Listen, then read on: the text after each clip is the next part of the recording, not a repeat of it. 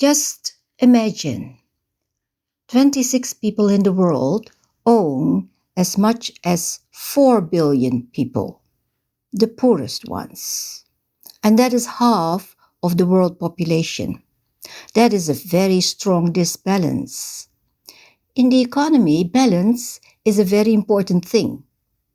Things go better when things are balanced. We always want balance. Balance of prices, balance of trade, balanced markets, of this and that. So this balance in the economy is not a good thing. And this situation is extremely disbalanced. And 700 billion people, that's a bit less than 1/10 of the world population, being so poor is also not very balanced. And not only it is not balanced, it also should not be like that. It does not need to be like that. It is a catastrophe. Not one that has fallen down on us from heaven like a natural catastrophe. These missituations, let's call it that, are made by men, by us, by our institutions, our structures. They are made by us. So then we can think, well, we are responsible. And do we want to continue to making these catastrophes? If it's a natural catastrophe, a tsunami, a hurricane, or whatever, then there's not so much we can do about it. But these situations, economic disbalances, are made by our choices. So that's the reason why I think we should address the economy, the way we think about the economy, and why I want to propose another way of thinking.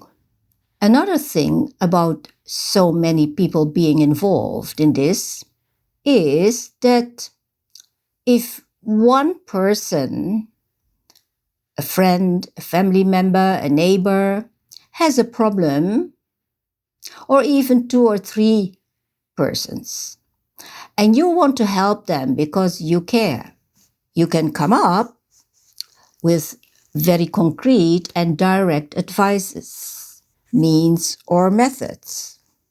You can say, do this or do that, and then the situation will get better. When it concerns only 1 or 2 or 3 people.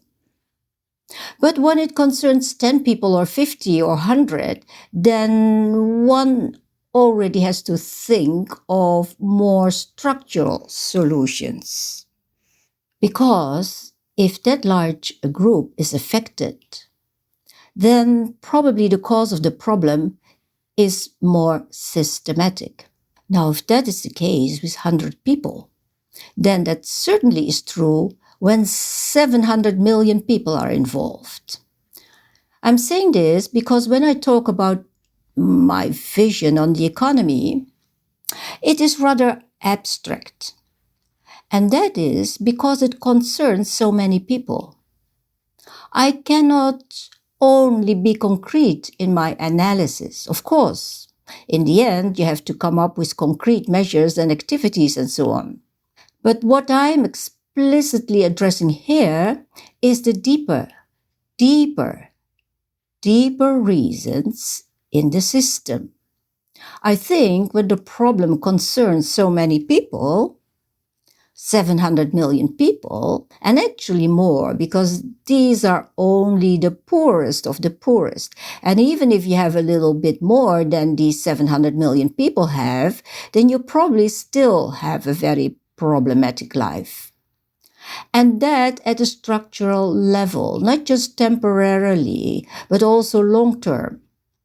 Then I think you have to dig very deep in the system why that problem happens. It's not very obvious, like on the surface.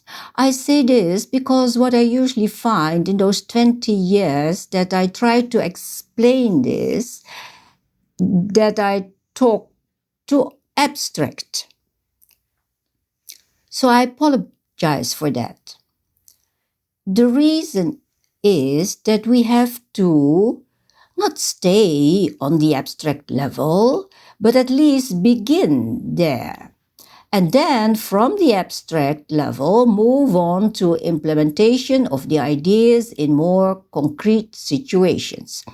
It is, however, necessary when a problem concerns so many people, you have to think a little deeper about the causes. I hope you understand that you agree with that.